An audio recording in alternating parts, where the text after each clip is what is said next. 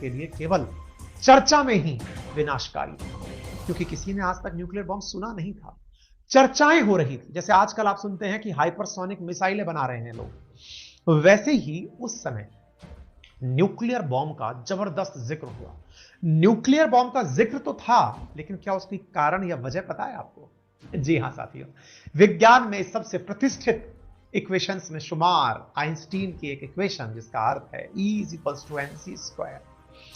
E is equals to mc square यानी कि मास और ऊर्जा एक दूसरे में इंटर कन्वर्टिबल हैं। आपको जानकर आश्चर्य होगा कि यही वो E is equals to mc square था जिसने यूरेनियम के एटम को एनर्जी में तब्दील होने की लोगों में महत्वाकांक्षा पनपा दी। लोगों को यह बहुत आसानी से समझ में आने लगा था कि कितना एटॉमिक मास यूज करने से कितनी एनर्जी निकली, यानी मास और एनर्जी की कैलकुलेशन अब लोग लेबोरेटरी में बैठकर निकालने लगे थे।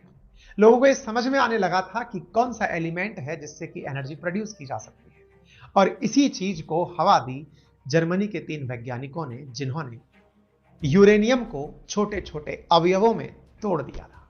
जर्मनी के जिन वैज्ञानिकों ने यूरेनियम को तोड़ा, इसी के साथ साथ आइंस्टीन की इक्वेशन ने जहां यह जोड़ा कि E is equals to mc square ऊर्जा का कारण बनेगा, दुनिया में चिंता शुरू हुई। और चिंता ये कि सेकेंड वर्ल्ड वॉर तो शुरू हो चुका है, कहीं ऐसा ना हो कि इस वर्ल्ड वॉर की आड़ में जर्मनी न्यूक्लियर बॉम्ब बना, क्योंकि वैज्ञानिक जर्मनी के पास कम नहीं थे।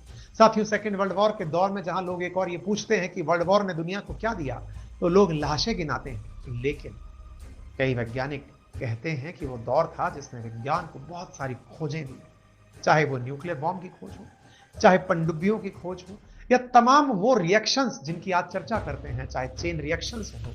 बहुत सारी चीजें उस दौर में खोजी गई, क्योंकि दुनिया में होड़ मची थी कि जिसके पास तकनीकी होगी वो दुनिया पर राज करेगा। साथियों, जब ये बात वैज्ञानिकों को पता चली कि यदि ऐसी कोई चीज बन गई जिसने दुनिया में न्यूक्लियर बॉम्ब जैसा कोई चीज प्रोड्यूस कर दिया, निश्चित ही वो दुनिया के लिए बहुत बड़ा संकट बन जाएगा। जर्मनी के एक वैज्ञानिक थे जिनका नाम था लियो जिलार्ड। उन्होंने इस थ्योरी को प्रैक्टिकल में तब्दील होने से पहले ही डर को भांप लिया था।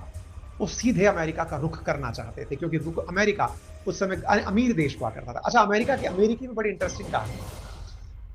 जर्मनी को चैलेंज देने के लिए ब्रिटेन और फ्रांस ने अपने संसाधन फूंक दिए थे प्रथम विश्व युद्ध के दौरान, और प्रथम विश्व युद्ध में लैंडर बन के उभरा था, लोन देने वाला बनकर उभरा था अमेरिका, जो इन लोगों को पैसा देकर कहता था कि जाओ बेटा संघर्ष करो, हम तुम्हारे साथ हैं।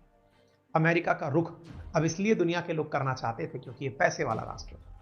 ऐसी स्थिति में जिलार्ड अमेरिकी सरकार को इस खतरे के प्रति आगाह तो करना चाहते थे, लेकिन उन्हें चाहिए था कि कोई व्यक्ति उन्हें इस बारे में लिखित में खबर दे, ताकि अमेरिका को समझाते समय किसी प्रकार की चुनौती का सामना ना करना पड़े। मतलब समझते हैं, कई बार आपको लगता है कि मेरी बात में वजन नहीं है, तो चलिए इस बात को किसी के मुंह से कहलवा देते हैं। कई बार आपने सुना होगा, बहुत सारे विज्ञापन कई बार किसी इन्फ्लुएंसर से कहलवाए जाते हैं। लोगों को लगता है कि प्रोडक्ट तो अच्छा है, लेकिन ये इन्फ्लुएंसर बोलेंगे तो प्रोडक्ट में दम हो जाएगा।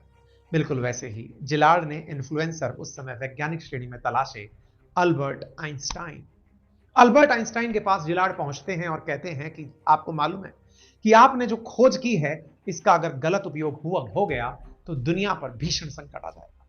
आइंस्टीन तत्काल इस बात को समझ गए और उन्होंने कहा कि इसके लिए आगाह करने की आवश्यकता है अमेरिका को, क्योंकि